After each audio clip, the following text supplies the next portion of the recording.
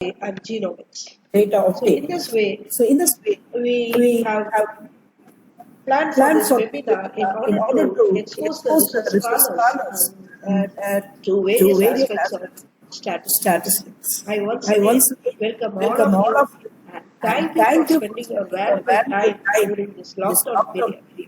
Stay safe at home. I welcome you. Thank you, Madam. Now I request our Principal, Madam Dr. J. Sugandhi, to deliver inaugural address.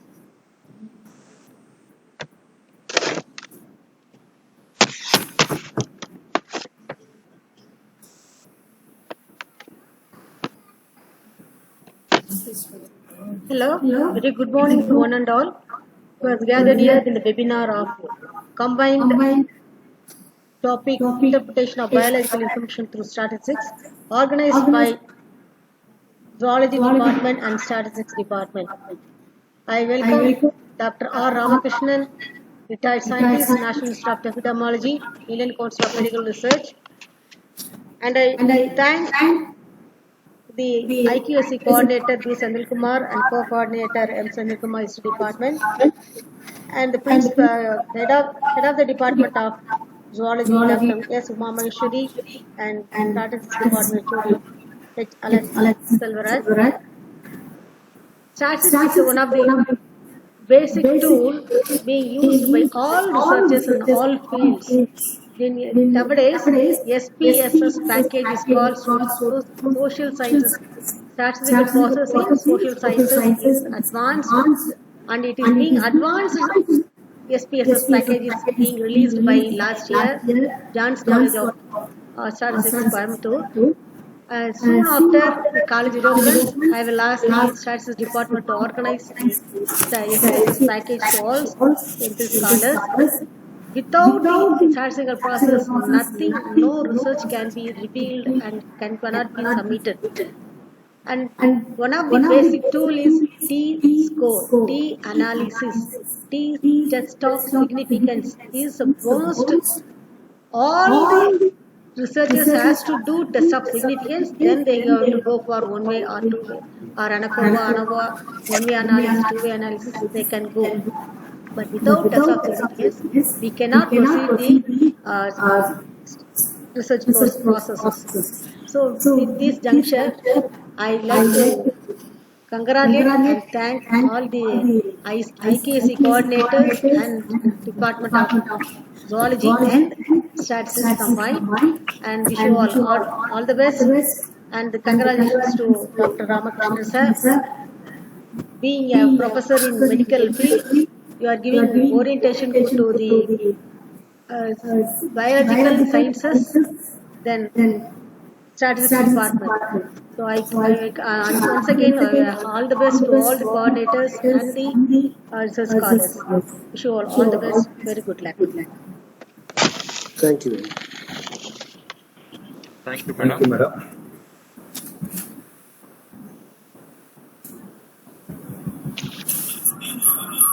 Thank you, madam.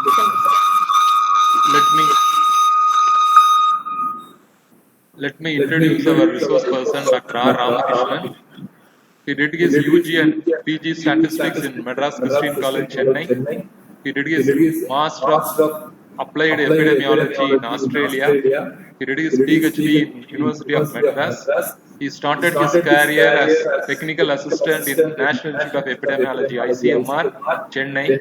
Due to his commitment and hard work, he reached the level of Scientist G at the level of retirement, which is equivalent to director level. He has 40 years of experience.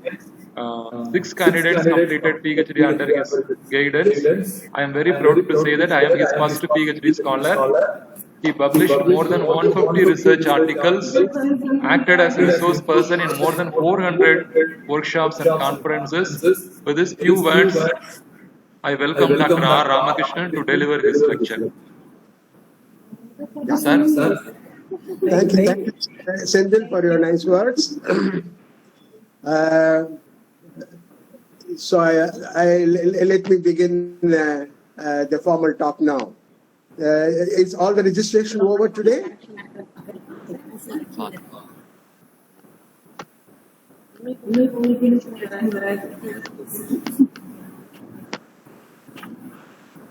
okay.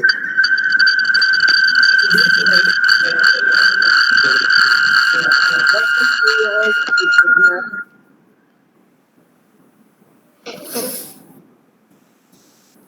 Am I audible to you all?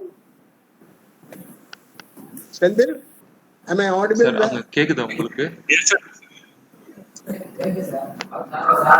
Sir கேக்குது sir, கேக்குது sir. Sir proceed. Senthil நிறைய background noise வருது.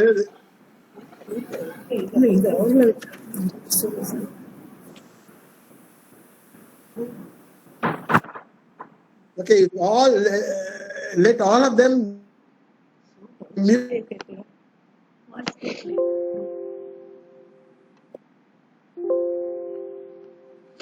Hello sir,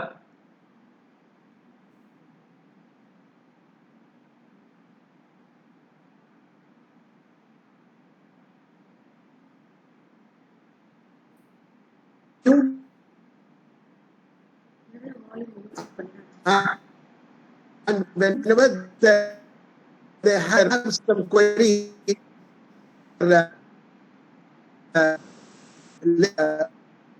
sir excuse me sir, video not visible sir, not clear sir.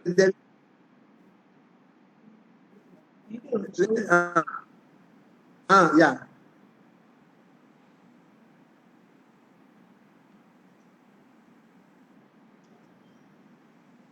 Sendil, நான் வந்து இங்கே தான் madam பண்ணேன். நான் இங்கே தான் மேடம் பண்ணேன். சார் அங்கே பண்ணாரு.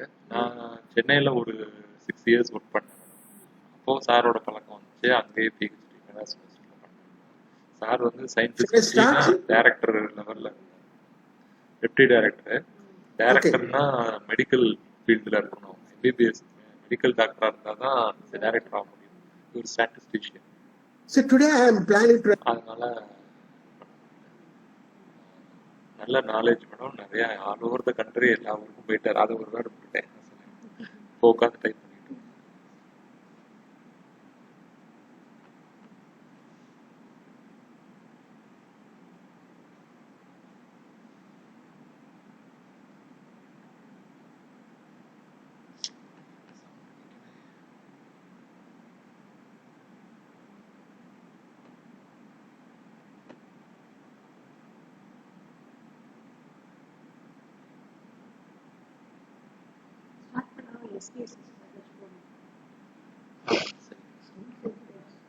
வரல மேடம், ஸ்டக் ஆகி நிற்குது.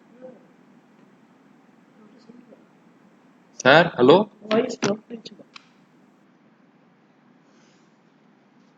இங்கே வராது சார், என்ன வராது, பேசுறது கேட்குது. இதுல வரலையே Sir, I'll tell you. நீங்க சொல்லுங்க. Sir, excuse me, sir. Sir, excuse me, sir. Your voice is not audible.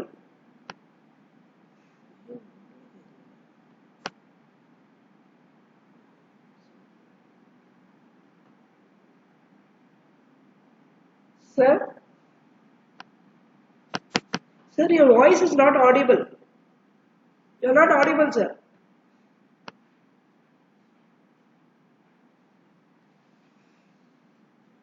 Audible, not audible, sir.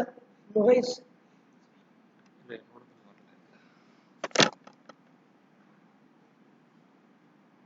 chat boxல கிளியரா இருக்கு. chat boxல போட்டு நீங்க சொல்லுங்க அவர்கிட்ட.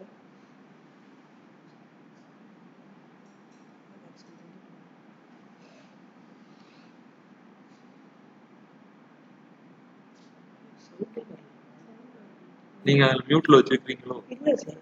ஓ, என் வாய்ஸ் இல்ல சார், நோட் வரும் சார். நீங்க என்ன குறைக்க சொன்னீங்கல்ல, வருங்க ஒரு பேசுங்க.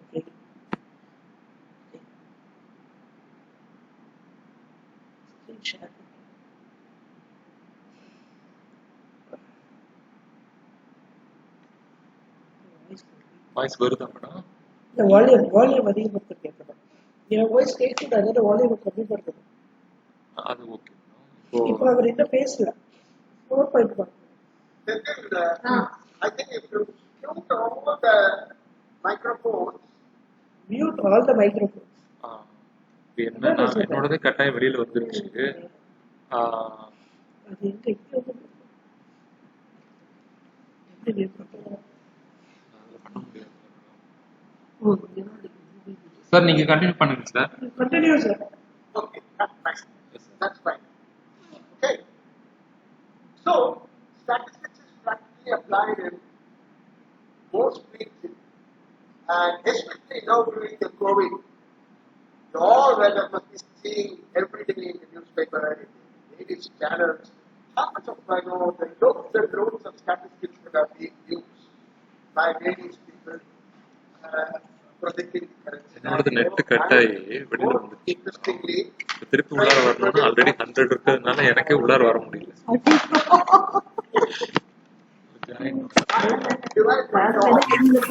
Into maybe 3 parts.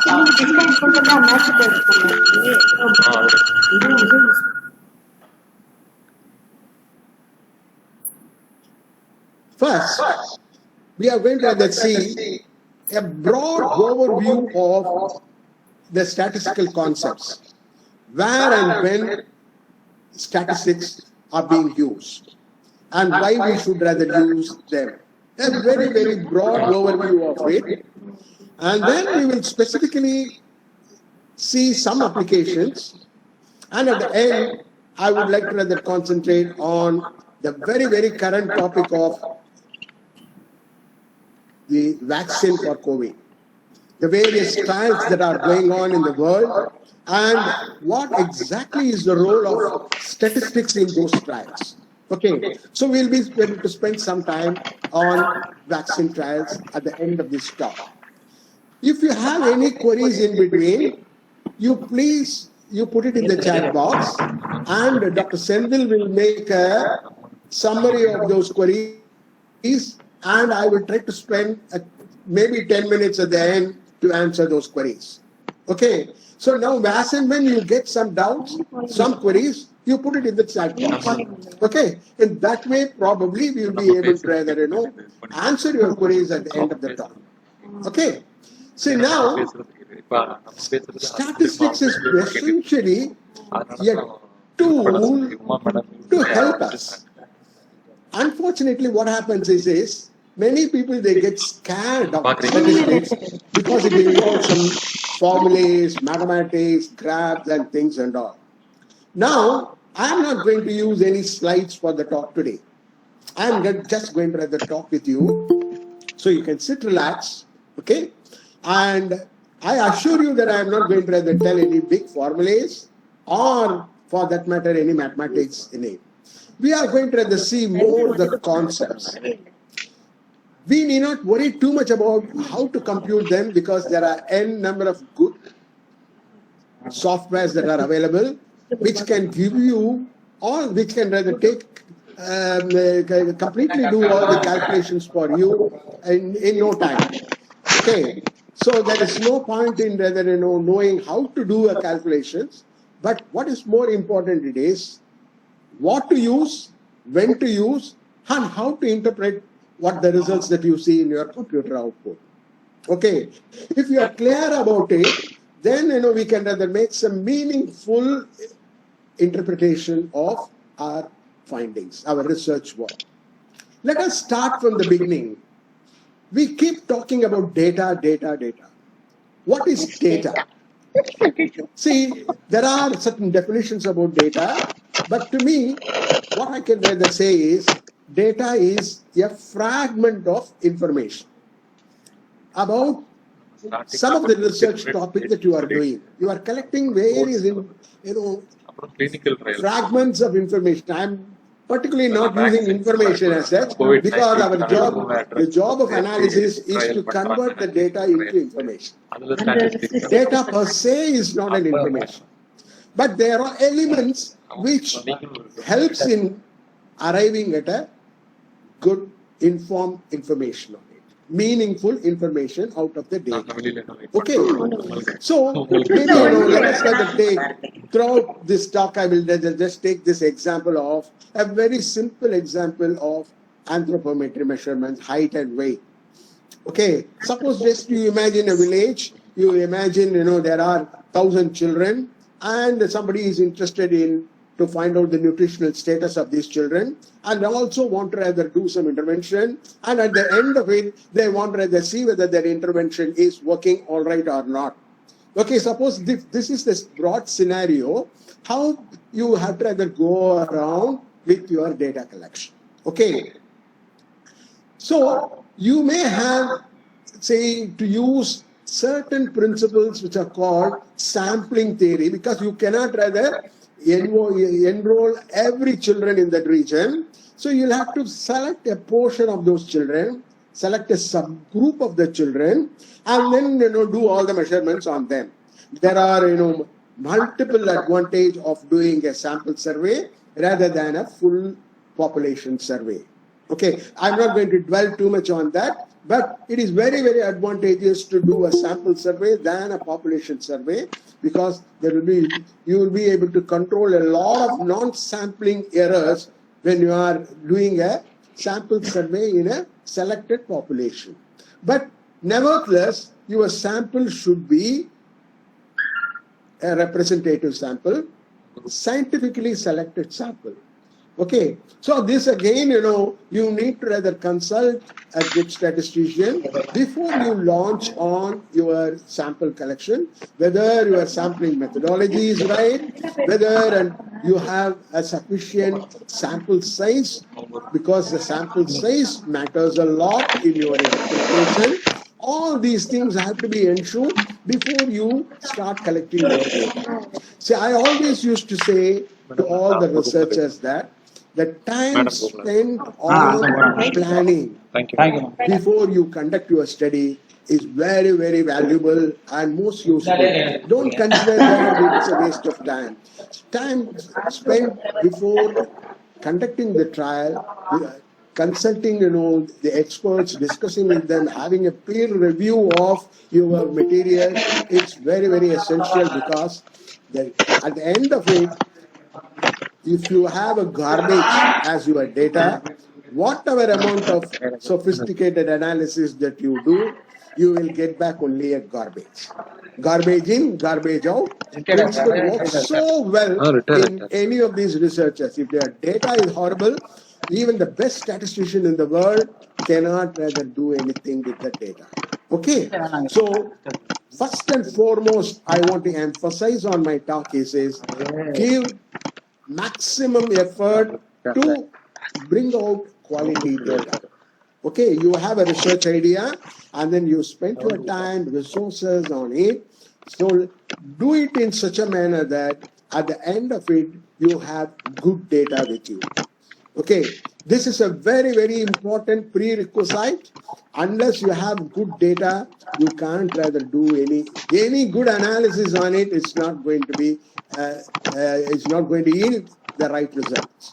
Okay, so you select certain rather sample, and then you are going to say, for example, I have a large sample of 1,000 children.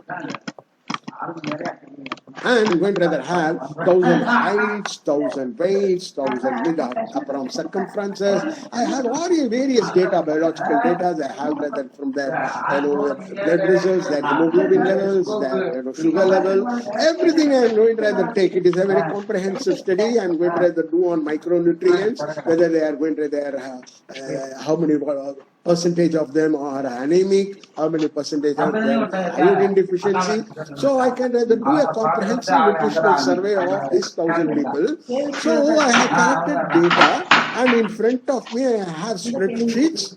In that I have the data, 1,000 heights, 1,000 weights, 1,000 blood sugar level values, everything I have. Unfortunately, we are not Ramanujams or Shakuntala Devi to look at the 1,000 values and then say, oh, the heights are this, the weight is this. So we need to rather do some summarization of these data. It is called data with or summary data. The statistics, the first step of statistics is you have data and you try to summarize them or do a data reduction. How do you do a summarization of the data? Normally, we look for an average. And then we say instead of 1,000 values, I say on an average, this is the weight. This is the height of this in this population. This is the weight of this sample. Like that, I have one value representing the 1,000 values in my spreadsheet. What could be that one value? Of course, people normally use the mean as a one word. And most of you maybe probably say, I assume that many of you know what is an arithmetic mean. You add all the values and divide it by the total number of persons, and you get a value which is called an arithmetic mean. It is very, very widely used measure, and the interpretation of that is the average height in this population is this based on my sample. Okay, if I assume that this is my very representative sample, I can presume that the average height of this village is this. The average weight of this village is this. Okay, we will rather take about the sampling errors, a little bit error, but for the time being, one value is going to give us some information. What is the average height? Okay, then it is not enough we have just rather one value. We need to rather find out whether how much these values they vary from one another. Okay, because the average is pulling together all the values. There may be some small, there may be some large, there may be some, there will be a lot of variation between person to person. Now I will ask you a very simple question. What will happen if there is no variability at all in the world? Every one of us will have the same height, same weight, same skin tone, same rather structure. There will be total chaos. Especially in the field of biology, variability is something very inherent. Everything, I measure my blood pressure today, after 10 minutes I measure, there may be some slight variability in those measurements. So, variability in measurements is very, very inherent property in any biological studies. Okay, so there is bound to be variability. If you take a community, there will be people who are short, there will be people who are medium height, there will be people who are tall. Okay, there will be different heights. So you need to rather have one figure which is an average, and also you would like to rather give us some idea of how this data there is variability. Okay, so there are different measures of variability. One of the major measure is called a standard deviation or variation, which measures how much each one of them they differ from the average. And then you try to get an average figure of that. Okay, that's called a standard deviation. So the moment you present these two figures, the mean and standard deviation, people can get a fair idea of the scenario in that place. Oh, the average height is this. Oh, this is the variability there. Okay, what average to use and what measure of variability to use, it depends. It depends on the data. See, one of the things that I would like to tell you is that there are 4 different types of data that are possible. Okay, broadly speaking, it could be either a qualitative data or a quantitative data. And within qualitative, it could be a nominal data or an ordinal data. Nominal data is just some names: Chennai, Madurai, Coimbatore, Trichy, Sendal Kumar, Ramakrishnan, any a name as it says, it is called a nominal data. And ordinal data is the one which we can either say no disease, mild disease, moderate disease, severe disease. Okay, so if we can order them, it's called an ordinal data. So the qualitative data is broadly divided into nominal and ordinal, and the quantitative data, which is rather a measurement data, could be a discrete or a continuous. Discrete or full number. No, say the number of children a mother has, it is only 3, 4, 5, cannot be 4.5 children. Okay, so it is all full number. It's called a discrete data. And continuous data is one which goes in a continuous scale. Your height, weight, blood pressure measurement, hemoglobin measurement, all those things, blood glucose level, depending on the precision of the instrument that you have, you can go up to any decimal point. And it is a continuous value. So it could be a continuous or a discrete. So when you are presenting your data, it very much depends on the nature of the data that you are handling on. So you must have a fair idea of, okay, is it a quantitative data? Is it a qualitative data? Am I rather dealing with the nominal data? So you are representing the data, you are rather the graphical presentation of this data. It all depends on what is the nature of the data that you are handling on. Okay, so suppose in your data you have extreme values. I used to rather give an example of an IT person. Okay, suppose you have 4 people and they have their salaries, and somebody person 1 says his salary is 10,000 rupees. Person 2 says his salary is 12,000 rupees. Person 3 says his salary is 14,000 rupees. And person 4, he says his salary is 1.5 lakhs. Suppose if you are going to take an average salary, will it give you a nice picture or a real picture? Because 1.5 lakh is there and 10,000 is there. Okay, there are extreme values. You are maybe getting an average of 30,000, which doesn't represent any of the 4 salaries. So under these circumstances, when there are extreme values in your data, you go in for a measure which is called a median. You try to arrange all your data in an ascending or a descending order and then pick physically the middle value. Okay, so which is called a median. So when you are handling a median, then you are the matching variability measure for that is called an interquartile deviation. Okay, you try to so if you are conducting a mean, you go for a standard deviation or a variance. If your average measurement is median, you represent the interquartile range for that. Okay, like that, depending on what average that you are using, you have to rather do a corresponding measure of variability attached to it. Okay, so and also it is very nice practice to do a graphical representation of various elements of your data. Okay, if you have heights, I can rather plot. Basically, don't go in for a very complicated graphical 3-dimensional, 4-dimensional things and all. Simple graph, a bar chart, a pie chart, pie diagram, line diagram. These are all the suggested basic diagrams which can represent your data.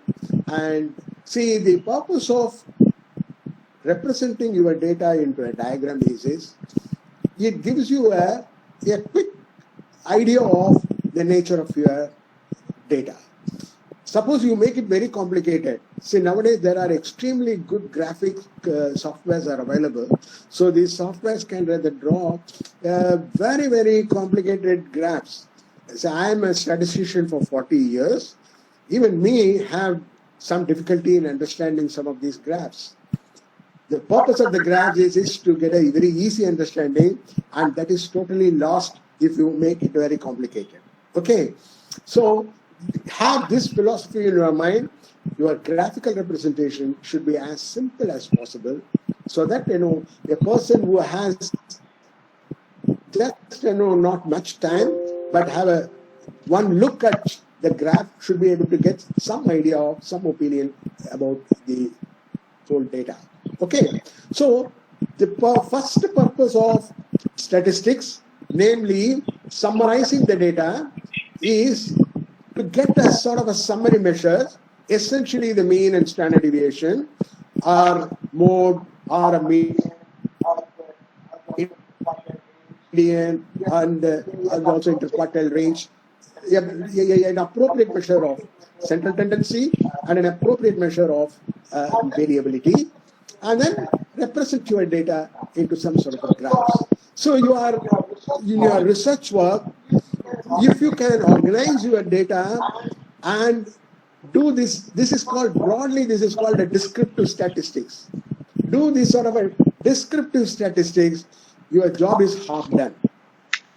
Okay, you are able to rather see many a time your descriptive statistics itself would lead you to certain sort of an hypothesis. You will be rather seeing in particular region more of this particular event is happening. In certain region, less of this is happening. So that all may throw you some hypothesis to be tested, which is part 2 of your statistics, which is called an inferential statistics. Okay, as the name suggests, inferential statistics is you want to infer something about the universe, about the population, by looking at something you are small, that is your sample. Looking some event that is happening in your sample, you want to project it for the universe or the population. Okay, that is called inference. And again, this inference, it can be rather broadly classified into 2 major categories, which are called a theory of estimation and hypothesis testing. Okay, let us rather spend some time on what do we mean by estimation, what do we mean by hypothesis testing. I'm not going to give you any formulae, but it's more, it's very, very important you understand the concept well before you go in for very, very specific hypothesis testing. Okay, estimation is simple thing, let us go back to our nutrition example. In this village, you have a sample of 1,000 children, and maybe there are 15,000 children or 20,000 children in that whole your population. You are going to frame or draw some conclusion about that 15,000 children based on your sample of 1,000. Okay. So, how many samples we can rather have of 1,000 in a population of 15,000 children? Please don't come out with an answer of 15. Okay, we can have innumerable number of samples because the same individual can appear in different samples. In mathematics, there is a concept called permutation combination. So you have a very, very large number of possible samples that can be rather drawn from a population of 15,000 children, a sample size of 1,000. Okay, each of these samples theoretically can give rise to one mean. Okay, let us assume that there are 10,000 samples are possible. I'm just rather, giving you a very, very rough number. So, from each of the sample, we may get one mean, which means technically we may have 10,000 means out of that population. Okay, but we are going to rather have only one sample and we are going to rather have only one mean. Here only the mathematics plays a very, very important role. People who have rather done, they say mathematically they prove that if you can rather have 10,000 samples and for each of the sample you have a mean and you plot them, okay, this means the distribution of these means, which is called a sampling distribution, it follows a bell-shaped curve. Okay, I'm not rather going to dwell too much about the normal because I'm not very sure how many of you know about the various distributions, the names of those distributions. Okay, but it follows a sort of a bell-shaped curve, and that bell-shaped curve has got extremely good properties because the mean of that bell-shaped curve is exactly the same as the mean of the population, which you don't know. Okay, so based on this information, you can construct what is called my sample mean is 143.4. But I have a 95% confidence that the true population mean of the could be anywhere between 130 and 150. How do you like that? Instead of just rather giving one value as this is my sample mean, you are going to rather give a range of values, and you are also going to attach your probability to it, saying that this is my value and I am 95% sure that the true value lies in this interval. So that gives the reader a better understanding of how, suppose the interval that you give is a sort of a narrow interval, people will have greater faith in your work. They say, his estimate, they call, technically, is more precise. What is a precise estimate? If they estimate the 95% confidence interval is narrow, then we say the estimate is more precise. Suppose I have a very broad, the true value is 140, but my sample value is 140, the true value may be anywhere between 100 to 200. That doesn't rather give much meaning to people, which means, your estimate is not very precise and you may have to probably increase your sample size. Initially I told you about the sampling methodology and then the sample size. The sample size plays a very, very important role on improving, enhancing the precision of your estimates. Okay, so you have to rather work out in such a manner that I have a fairly good precision, so that I have more confidence in telling that this research work is more useful to you, the end user. Okay, so this is called an estimation, and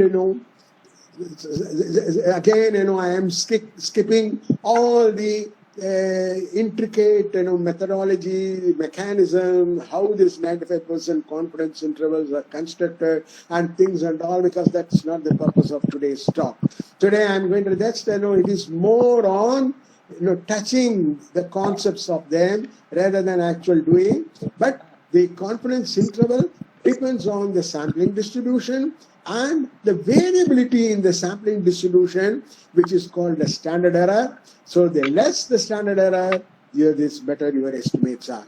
Okay, so and the standard error definitely, it's directly proportional to your sample size. Okay, so that's the importance of having a good sample size, so that your estimates are more precise. This is estimation.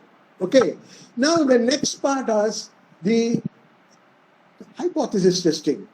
See, sometimes, we need to take a decision. Estimation is good. You give me an interval, and which is really useful for the public health administrator, but he has to take a decision. Should we go in for lockdown or should we release the lockdown? It's a decision. Okay, so the decision has to be based on certain parameters, and he constructs an experiment, and then they say, if it falls this side, I take lockdown continuous. If it falls this side, now lockdown doesn't continue. I'll rather put an end to this lockdown, so we are all happy, we can go around, do partying, everything. Okay. So that's again another very, very simple example of a decision taking is you look at you may probably have lots of friends, but ultimately you have to select one person as your partner. So that's a decision. You will have to look at various parameters of him, and it's a decision. Yes, I'm going to take him as my partner. That may be a right decision or a wrong decision. Okay, but you'll have to decide. So this is what is the test of hypothesis. Initially you have a research question. My research question is, say for example, in the present day scenario, I have a drug which probably widely used for HIV, and now my hypothesis is this drug, which I've been using it for HIV infection, is also useful for COVID. That's my hypothesis. I say, okay, this drug, an advantage of using this drug is this drug has already been cleared by the Drug Controller of India and it is already marketed. This drug is available in the market. So the only thing is now this drug was used for HIV infection all along, and now I say this drug can be used for similarly, very familiar with HCQ, hydrochlorine. Okay, right from Donald Trump, people were talking about this hydrochloric tablets, which was widely used for malaria, and they say that's very quite effective for COVID. So this is a hypothesis, a research hypothesis. In contrary to a research hypothesis, you set up a statistical hypothesis. What the statistical hypothesis says is, no, this is not useful. This is not going to be of any use.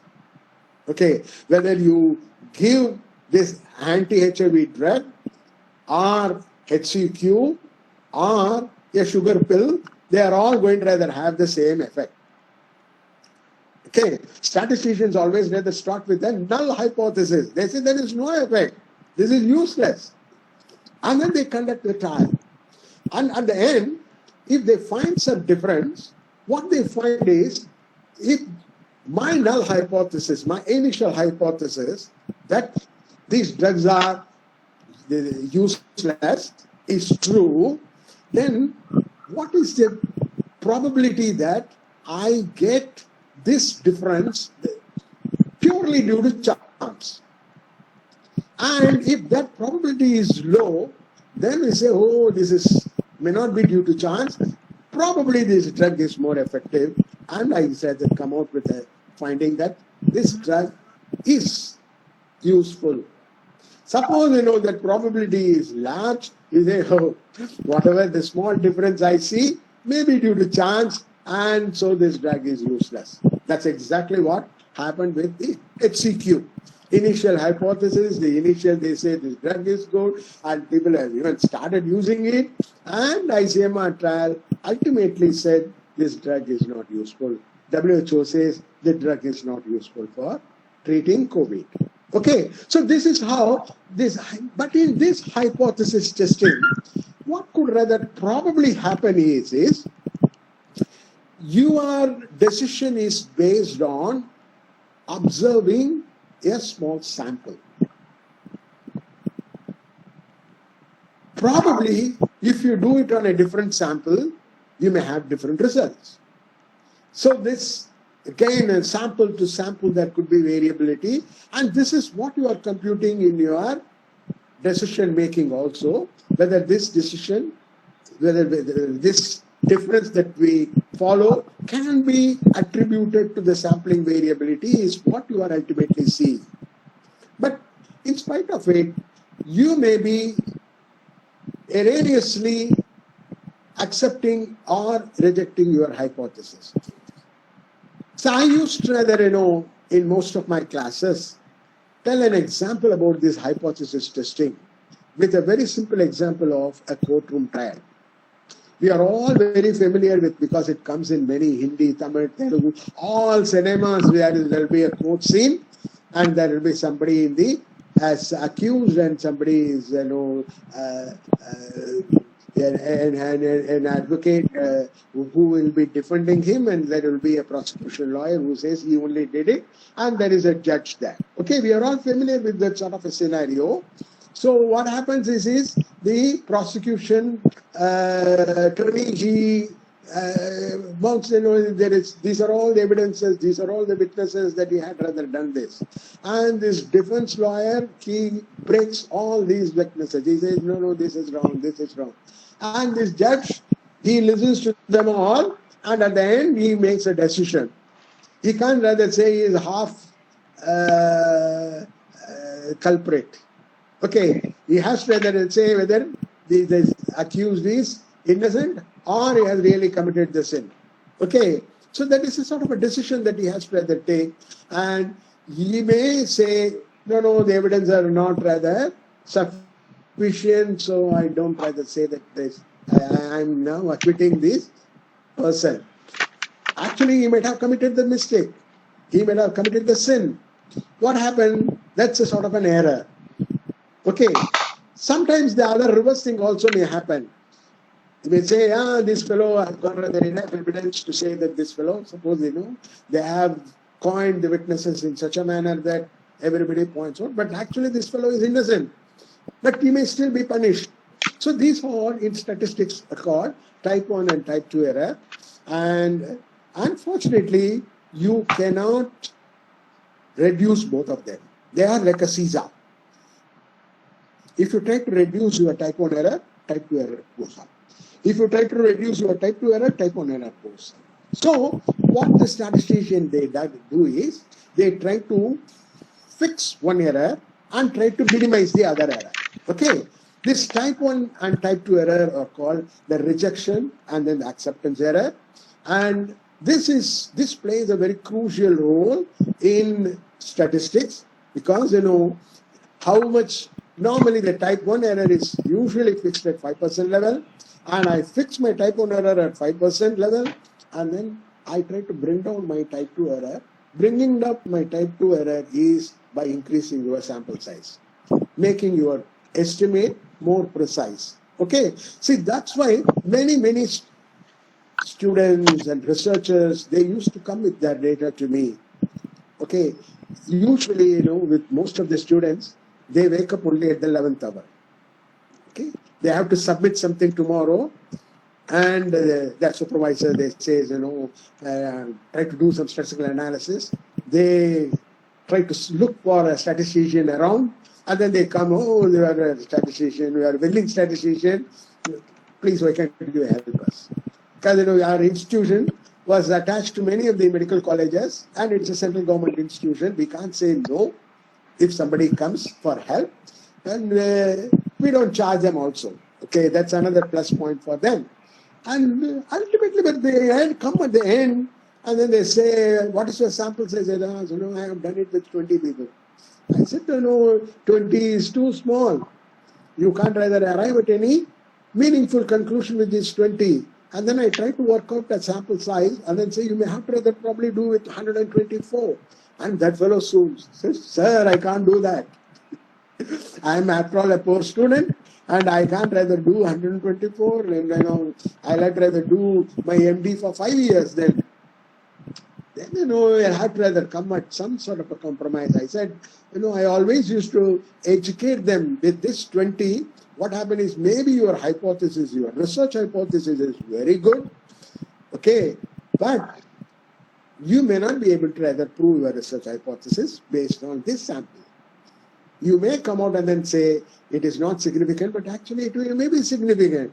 You have to rather, try to mobilize some resources, have something more, so that you are able to rather come up with your research hypothesis. You are able to demonstrate, okay, that it is significant. So like that, this is very, very, very much dependent on the sample size. And that's why if there are lots of students around in this group, and if there are budding researchers, what I suggest to them during this talk is, please contact a good statistician in the beginning itself. Before, when you have some research idea, when you have some research problem in your mind, how to go about it, like from that stage, try to get some opinion from statisticians, so that at the, you need not rush to him at the end and then, try to get your p-values and some pie charts and bar diagrams to be drawn and given to you. There can be a good material which can go for good publications in good journal. Okay, you have very well conducted survey. You may not rather come out with a significant result, because this is again one topic I want to rather talk today about: statistical significance and biological significance. Okay, these two are different.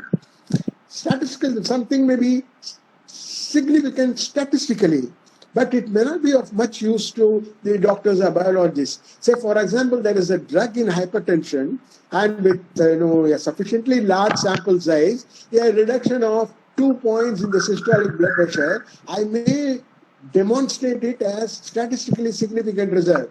But my practicing doctor will say 2 points in systolic blood pressure. I am not bothered, sir. Because then instrument, there may be variability of 5 points, and this 2-point reduction, it's not of much interest to me. So this is an example where something is statistically significant, but it's not of any significant value to the end user. Sometimes the reverse may also happen. I may say statistically it is not significant, but researchers may say, no, even this small increase here, this is the first time in the world we are demonstrating there is an increase, and definitely this has got some significance. I have done the literature review of 23 papers which have already been done.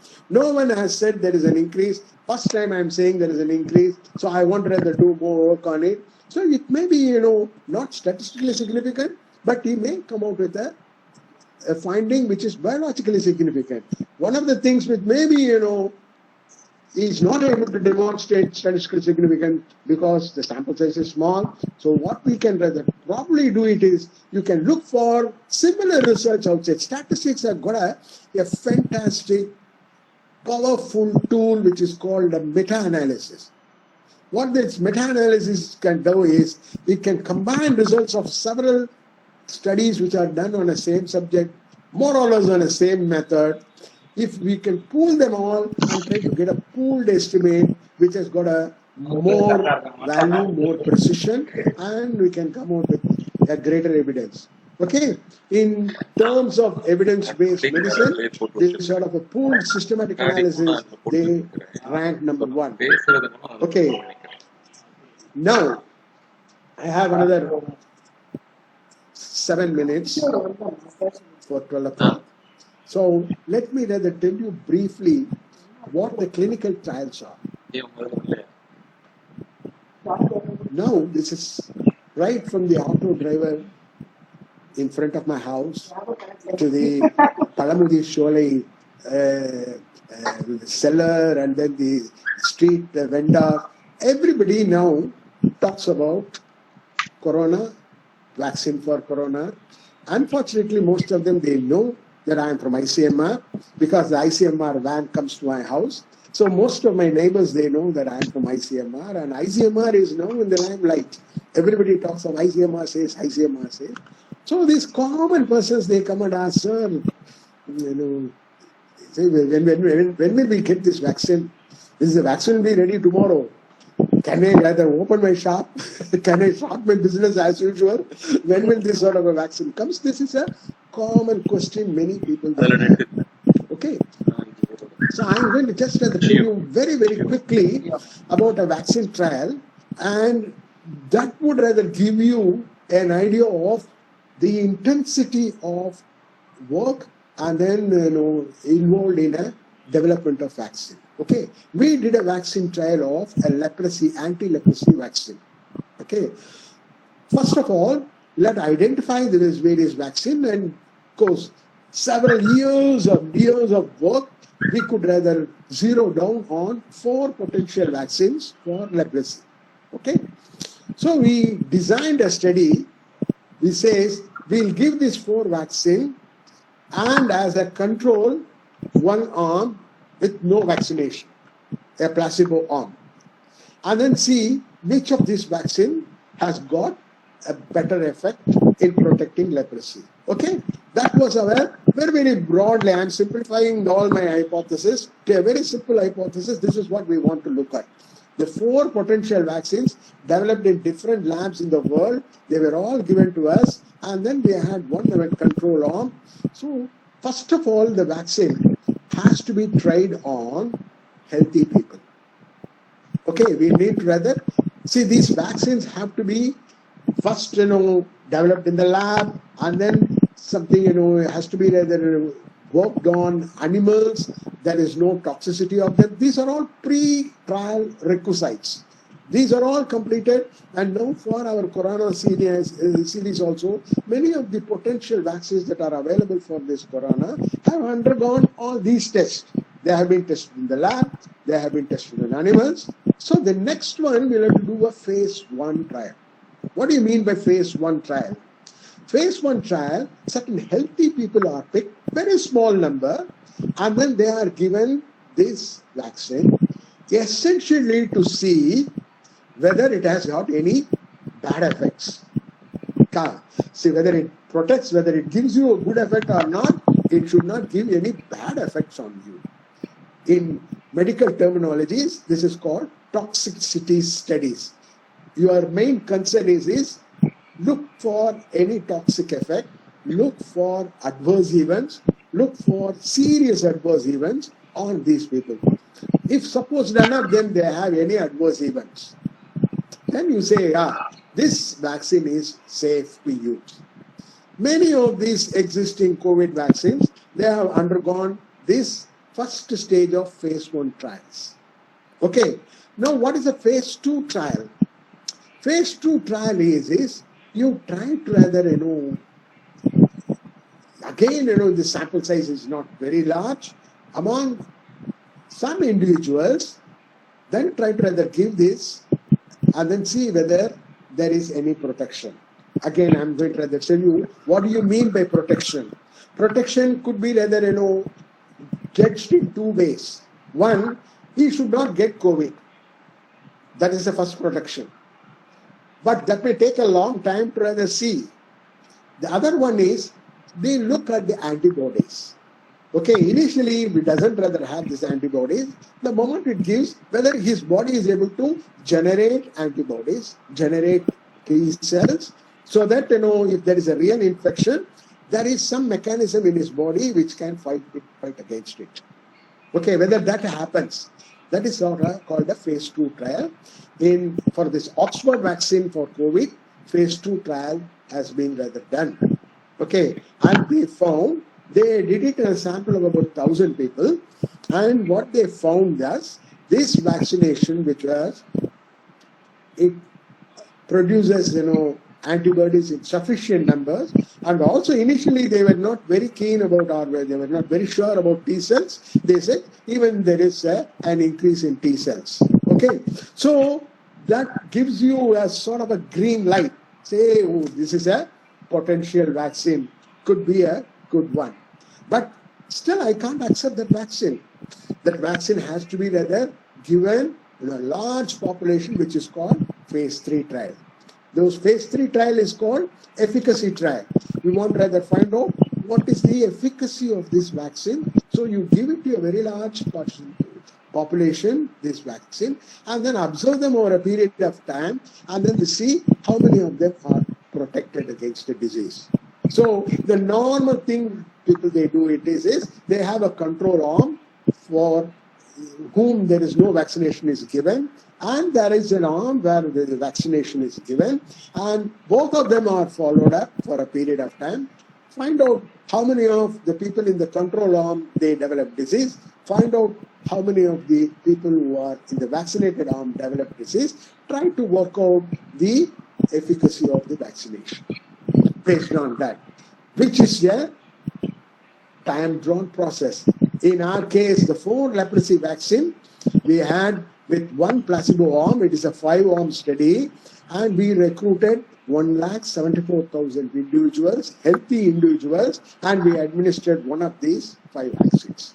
There are 2 important concepts in these vaccinations. One is called a randomization, and another one is called blinding.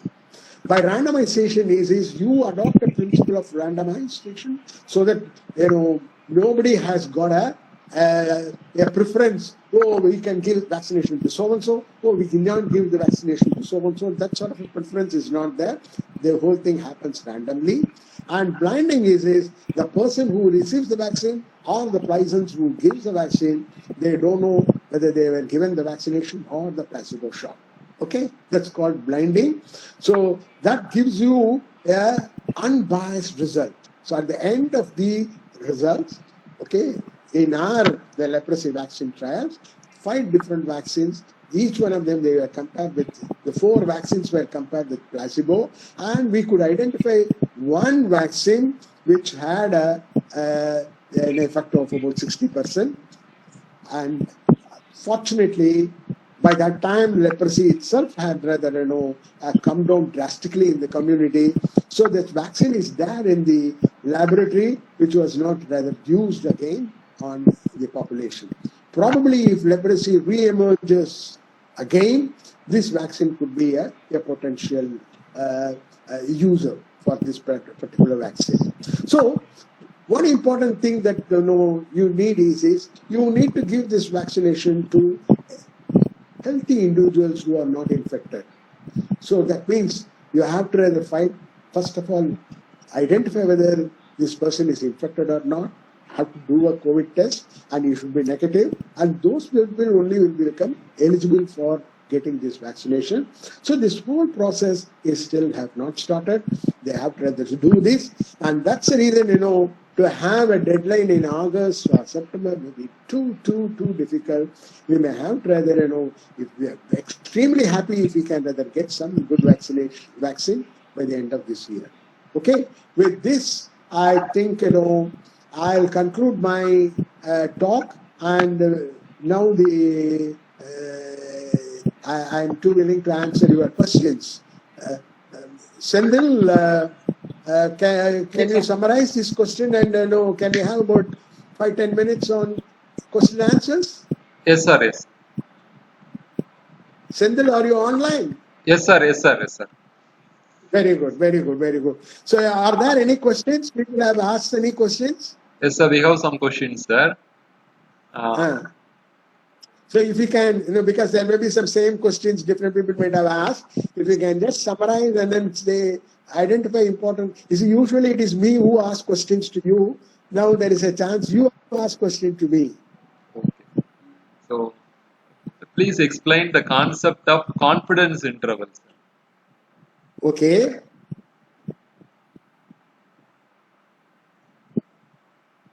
Shall I take some more other questions, or you want me to do this explanation? Yes, sir. So after the explanation, I will give you the next question, sir. Okay. See, this is again, it's a 1 hour lecture. The concept of confidence interval is a 1 hour lecture. I normally rather take one full class, and so I'll try, because you need to assume. Now I am assuming that the person are aware of a sampling distribution. I very briefly touched upon what the sampling distribution is. There may be, several samples that are possible from the population. Assume that you take all the samples of the required of the same sample size, and for each of the sample you estimate the statistics and the distribution of that statistics. Say, for example, the mean is called a sampling distribution of mean, and mathematically it's proved that distribution is a bell-shaped normal curve. The moment I say it's bell-shaped normal curve, it has got certain properties, because the mean, median, mode, they coincide and they are at that peak.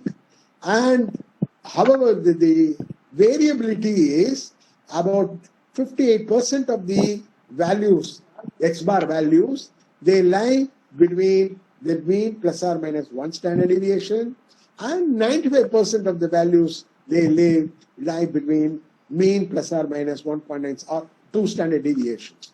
Okay, and I mentioned to you that the standard deviation of a sampling distribution is called standard error. Okay, so now I have a formula to work out the standard error. I have the value of the X bar, that is one mean. I assume, see, the importance of the sampling distribution is the mean of the sampling distribution is exactly equal to the population mean. Theoretically, I can prove. In fact, I can rather give you a small example to you all so that you can work it out and see. Suppose my universe is only 5 elements, 1, 2, 3, 4, 5. And I am going to take a sample of 2. Okay. So how many samples are possible? Try to rather, find out how many samples are possible. Try to find out the mean of each of these samples and try to plot that you will find that there is a bell-shaped curve, and then the midpoint is the mode, which is exactly the same as the population mean, which is 3. Okay, 1, 2, 3, 4, 5. The mean is 3. So you can rather work it out. Take a very small example. Manually, you can rather do, which would rather give you an idea of sampling distribution. You can work the standard deviation of your population. You can work out the standard deviation of your sampling distribution. And what you would rather find out is your sampling distribution is sigma by square root of n. You can verify that your n is 2 here. Okay. So with this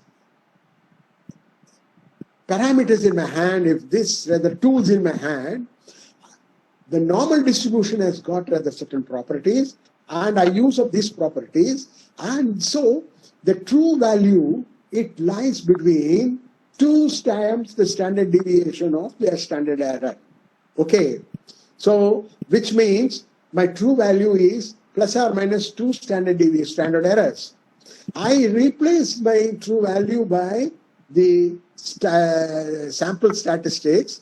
So I say there is a 95% chance that the true value lies in this interval of plus or X-bar plus or minus 2 standard deviation.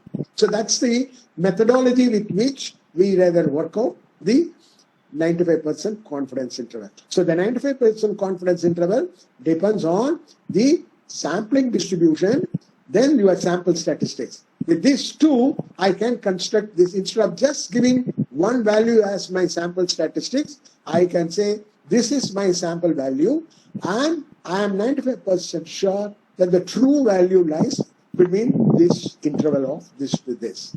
Okay, I think you try to rather do some extra reading, and if you still have some doubts, you can probably get back to Dr. Sendil, and we can organize maybe one talk on sampling distribution, 95% confidence interval, and test of significance alone.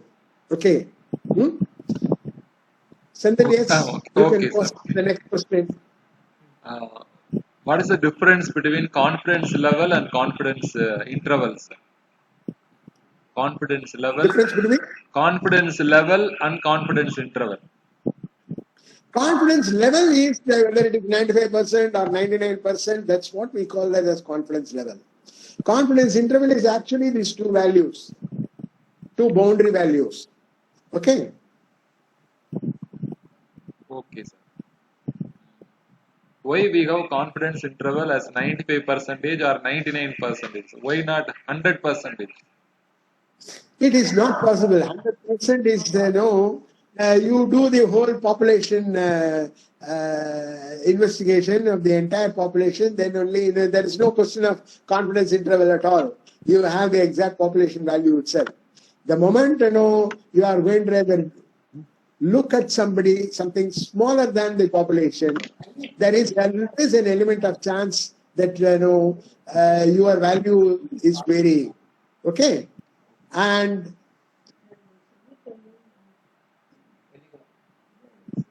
you can never get 100% unless you do a full population survey.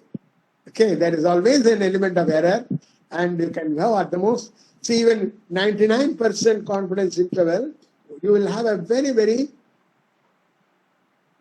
what would happen as I rather, increase my confidence interval rather will be very large. See, maybe I may be 100% sure that the mean population mean height is between 100 and 150 centimeters. Is it of any use to you? As I rather increase my confidence level, that is 95%, 99%, my confidence interval widens. Okay, I am more confident if I have a very large, wide interval. As rather I reduce it, my confidence interval gets narrowed down. Okay, 95% is conventionally taken as a accepted confidence interval by the statisticians. Okay, send the next question. So while analyzing the data using SPSS, if the p-value is equal to 0.000, what will be the Yeah. interpretation? It gives only Yeah, 0.000. actually, what happens is it can never be 000. Okay, it is a very small amount, but many of these computers, they have certain, they can give only up to 8 decimals, they can give only up to 10 decimals. So the convention is normally, we don't rather put 0000 and all, it is always put less than 0.001. Whatever may be the values, you put it as less than 0. That is 1 in 1000. That is conventionally taken as an accepted one. If your p-value is less than 0. If the computer output gives a 0, you take it as less than 0.001. Okay. Okay. That's again, a convention in our institute. That's what we use. Some people, they go up to 5 decimals. They say less than 10 power minus 5. Is up to that is an accepted one. Okay, but in many of my papers, I rather whatever may be the values less than 0.001, I put it as less than 0.001. Okay, that itself is sufficient to say that the probability is less than 1 in 1000. Okay, which is a very small probability. So how to calculate the sample size? Is there any software available? Yeah, there are number of softwares available.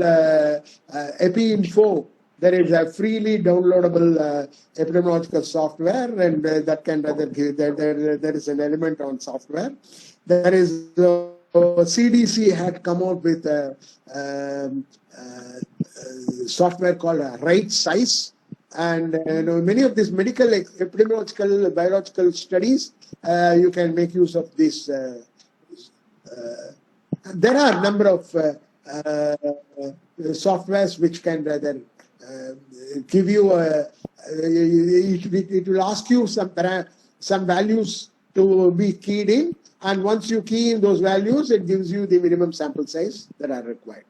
Okay, there are plenty. EpiInfo and Right Size right now I can rather give. There are many other things also. Yeah. Then So for calculating continuous for a continuous data, suppose I want to calculate mean, median, mode. How to calculate it using Excel, sir? Or any other software available for analyzing continuous data? Class continuous interval. data. Excel can either give you at one click, the menu statistics. You have your data in your as a column, and then you pick that column, and then you can ask for mean, median, mode, everything, all summary statistics the Excel gives. Some versions of the Excel, not all versions.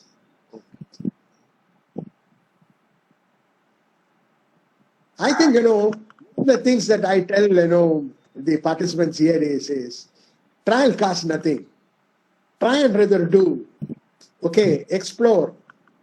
More and more you try to rather do explore. In that process you learn more.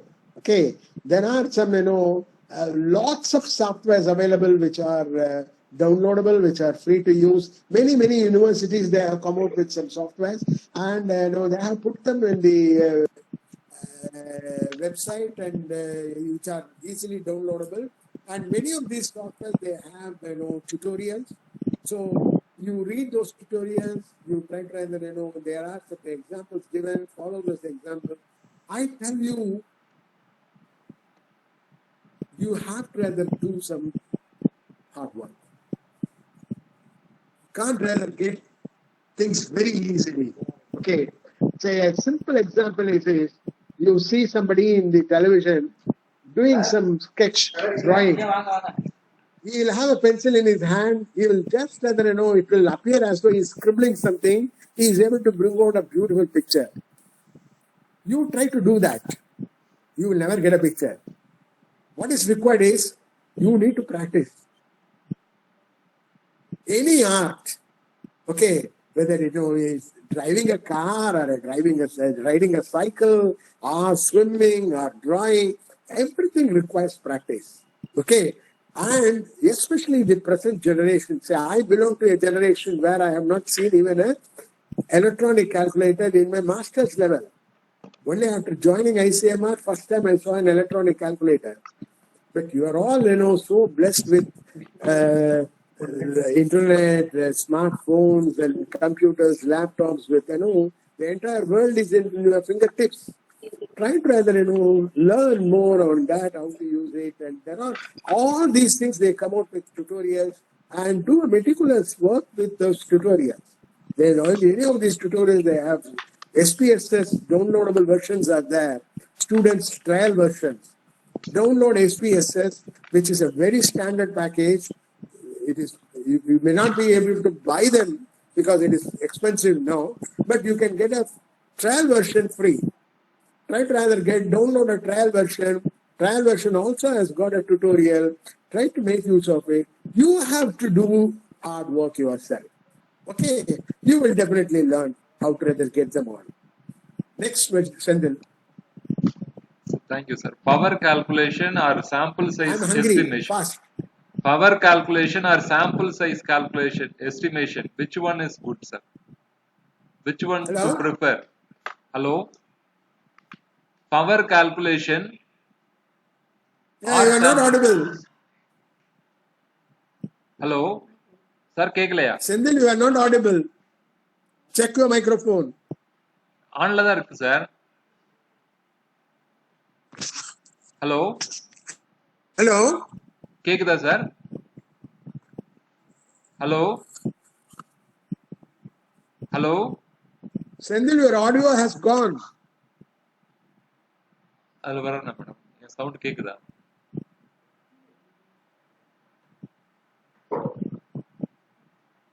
Hello? Sir கேக்குதா sir? Hello?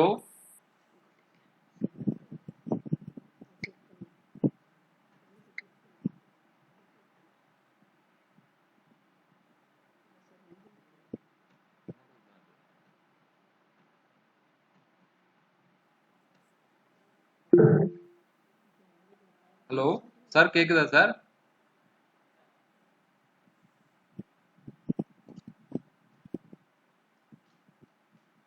Sir கேக்குதா sir?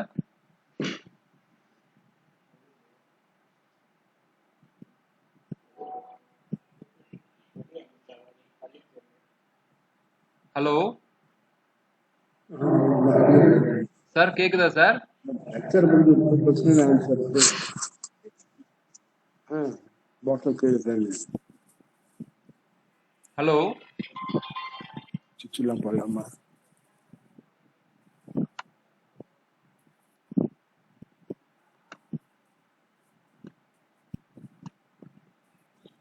Hello? Sir கேக்குதா sir?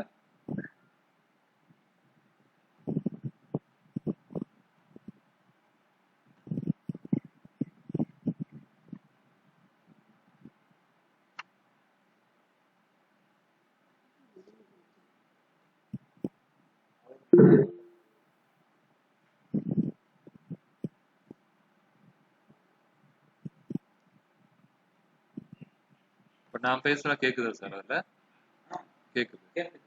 அவருக்கு வரல போல.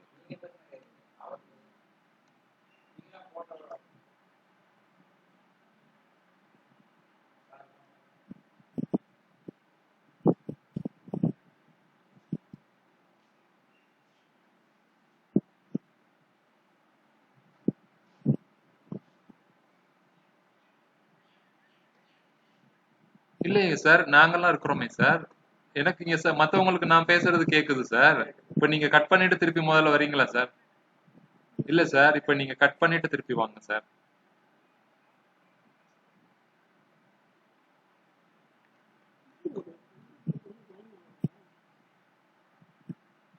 So sir will join in 1 or 2 minutes. I will put the feedback link in the chat box in few minutes.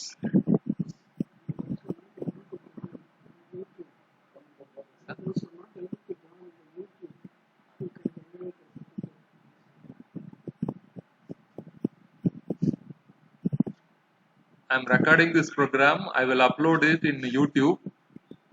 I I will send you the YouTube link also in the WhatsApp group. Those who miss this program, they can watch it in YouTube. Then I will put the feedback link also in the WhatsApp group also, so they can give their feedback.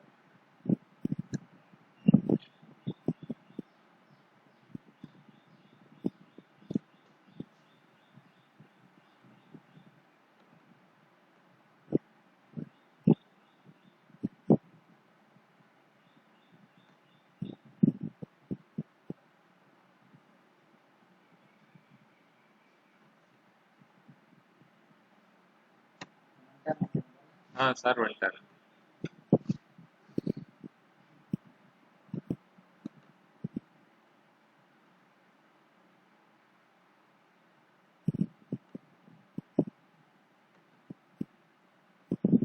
Sir உங்க audio மியூட்ல இருக்கு sir. RR sir.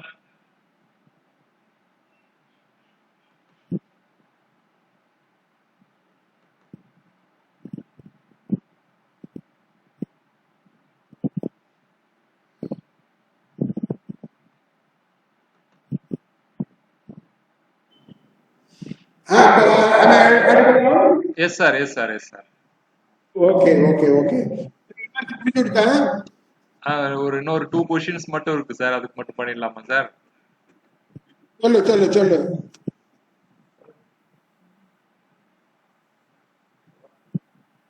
In some situations you have an intrinsic hypothesis. This is a null hypothesis where you calculate the expected proportions after the experiment is done.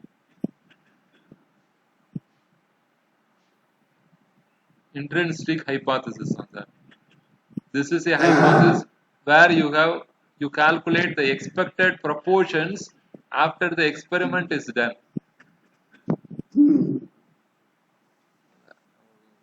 What is the question? Okay, sir. What are the case studies of biologist sample, sir? Case studies of the biologist sample. Case studies, there are, all these, for example, even in this COVID experiments, the antibodies they generated, they are all biological experiments only. The level of various antibodies, the existing antibodies, and then the dose response, the various doses of this vaccine, whether that relationship of this dose with the production of the antibodies, they are all biological examples only in the field of medicine. And similarly, the scenario in which they have to either do a biologist or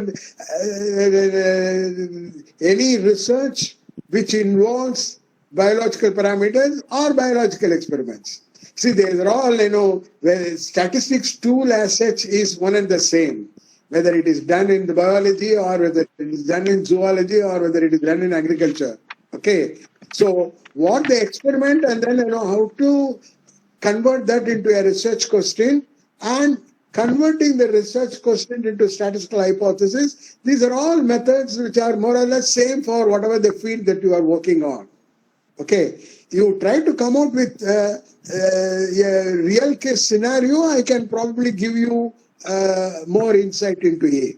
But generally speaking, statistics is a tool which can be applied in any field.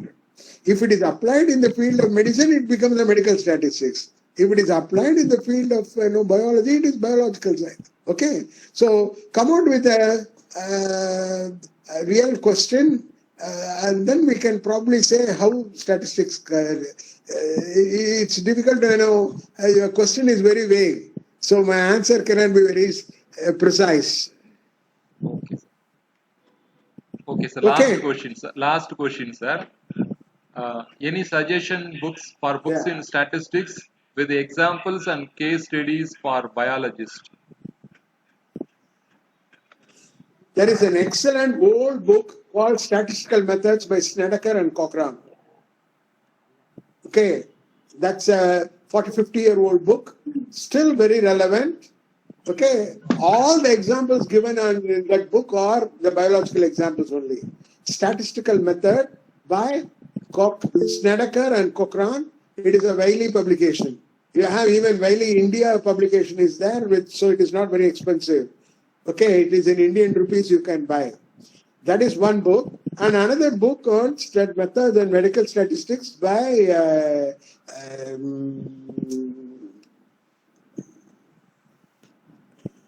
Daniel, sir. No, Daniel is okay. Again, it's a very good book, Daniel. Armitage.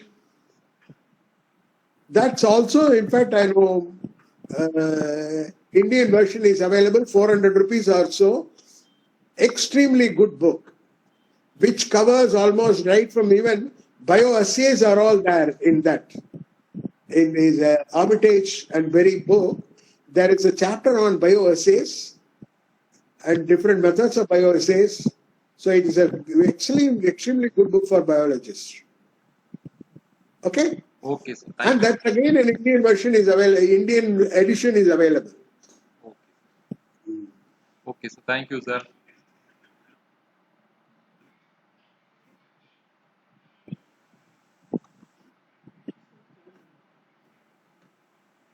Sir, Alex, sir. Okay.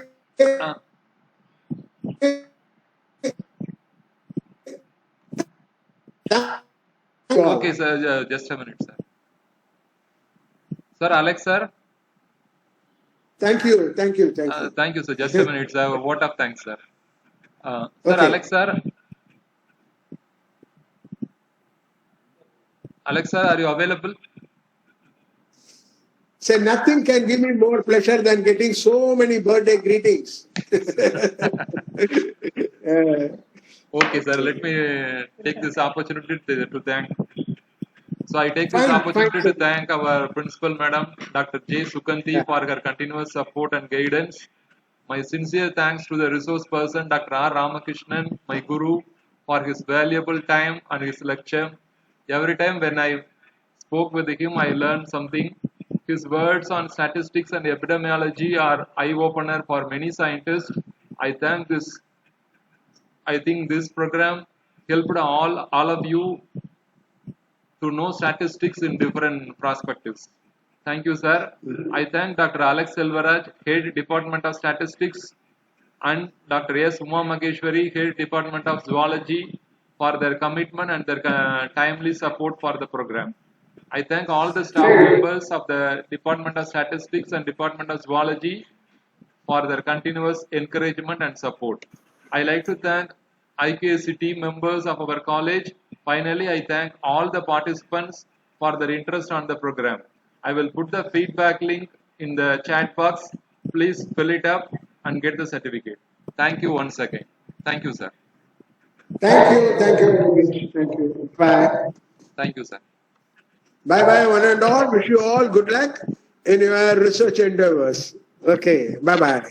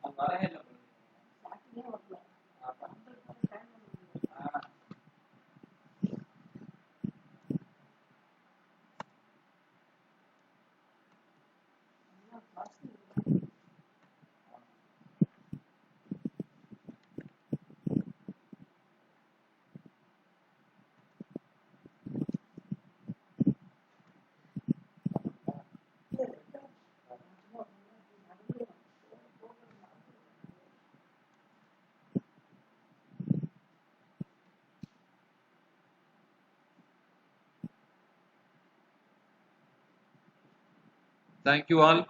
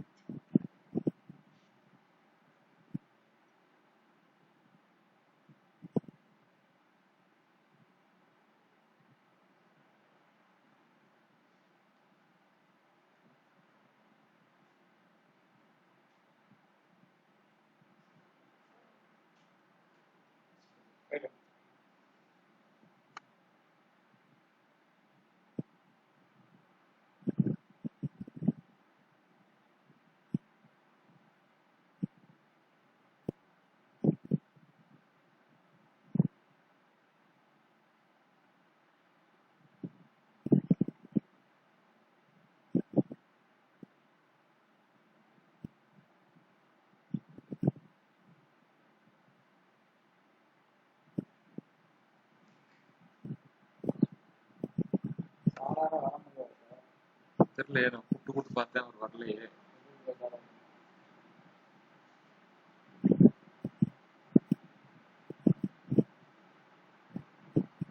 பரவாயில்ல, கடைசி வரைக்கும் எல்லாரும் இருந்தாங்க.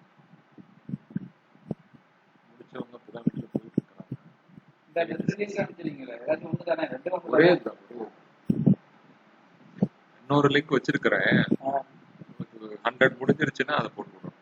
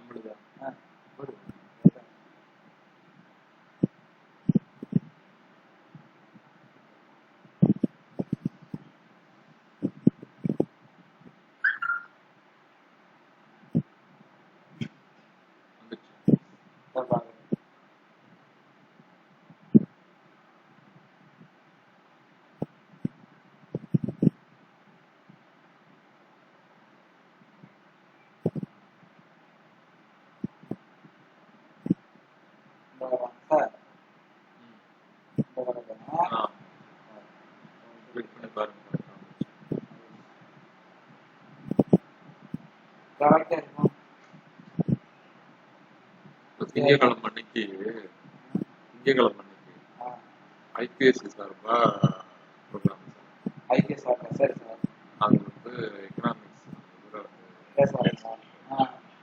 Gopalakrishnan sir போய் உட்காந்து அதுக்கு ready பண்ணி அதை குரூப்ல போட்டு விடுறோம்.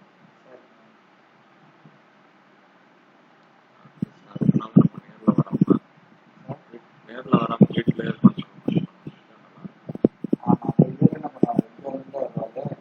அவர் அவங்க வீட்டுல இருந்து பேசுறாரு, இவர் இங்க வந்து அவரு சரி அப்படின்னா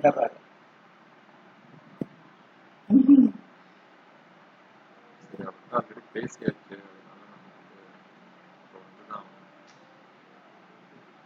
அதனால நம்ம வந்துதான் ஒரு நாள் வந்து நம்ம தண்ணி போட்டுட்டே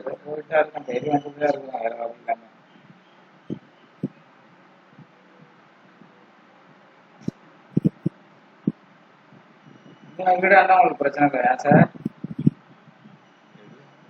இங்கேருந்து வர்றதுனால இங்கேருந்து வர்றது ஒரு ரிஸ்க் தான். இதெல்லாம் என்ன சொல்றானுங்க, கேஸ் ரொம்ப ஜாஸ்தியா இருக்குது, கீழே போறத குறைச்சிக்கணும் கூட இருந்தா சேஃப். காலேஜ் சார் அப்படி சொல்லிதான் வரலன்றாரு. நம்ம வந்து செஞ்சு கொடுத்து என்ன ஆகுது, வந்து செஞ்சு நம்ம காரணத்துல கொரோனா வந்து யார் பாத்துக்குவா? அங்கே இருக்கட்டும்,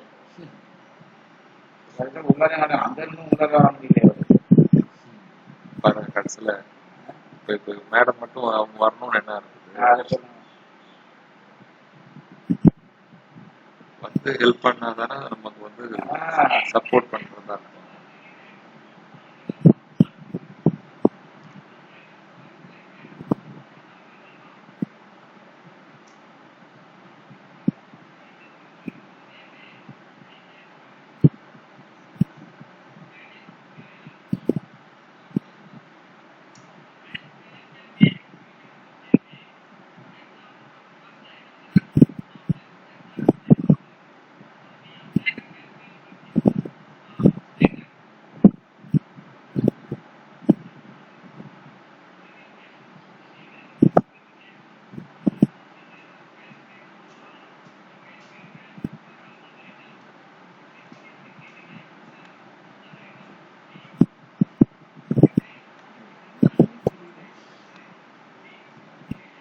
என்ன மேடம்?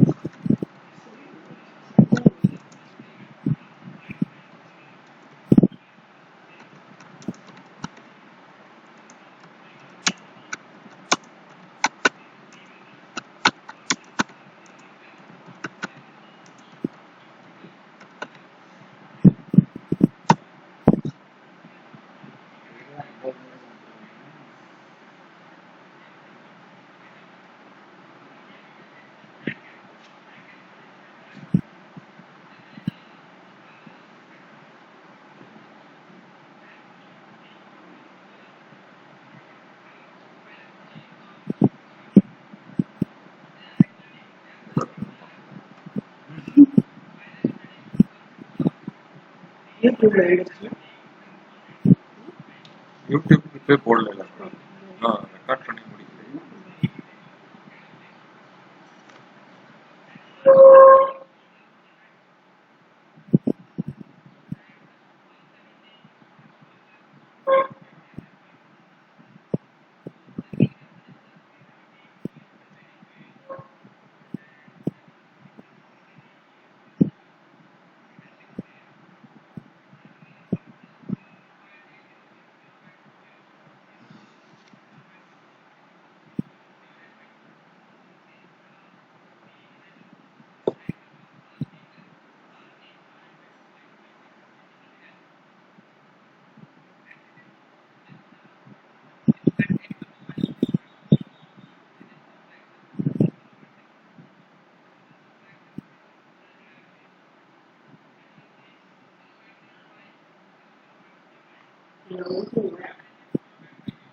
ஆமா.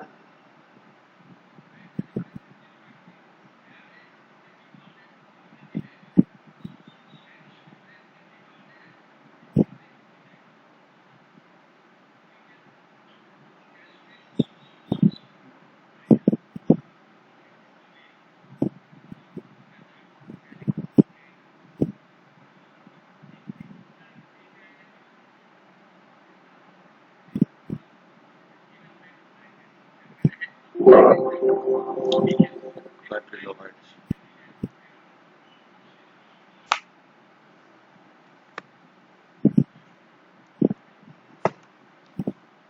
முடிச்சிட்டீங்களா?